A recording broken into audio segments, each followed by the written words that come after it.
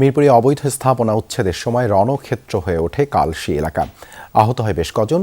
City corporation ও গৃহায়ণ কর্তৃপক্ষের অভিযানে বাধা দেয় বস্তিবাসী।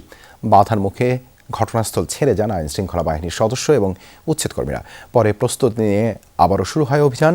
ভেঙে দেয়া হয় শত শত ঘরবাড়ি, দোকানপাট। ভোগান্তি ভুলে চলে আসুন রিগালে। ওয়ারেন্টি সহ স্টাইলিশ কালেকশন নিয়ে রেডি রিগাল ফার্নিচার।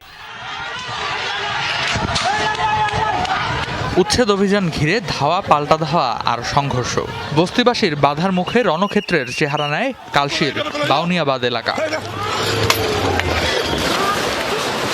স্থানীয়রা জানায়, দীর্ঘদিন ধরে গড়ে ওঠা বস্তিতে বসবাস প্রায় 15,000 মানুষের। বুধবার দুপুরে রাজধানীর মিরপুরের এই সরকারি জায়গা দখলমুক্ত করতে অভিযানে যায় সিটি কর্পোরেশন ও গৃহায়ণ কর্তৃপক্ষ। এ সময় দায়িত্বরত পুলিশ সদস্যদের ওপর চড়াও হয় বস্তিবাসী।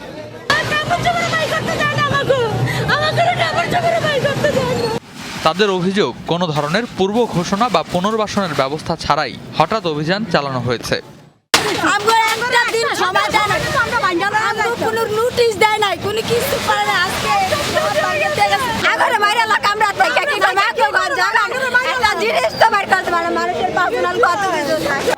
কেন এই উচ্ছেদ অভিযান, সেই প্রশ্ন তুলেন স্থানীয়রা।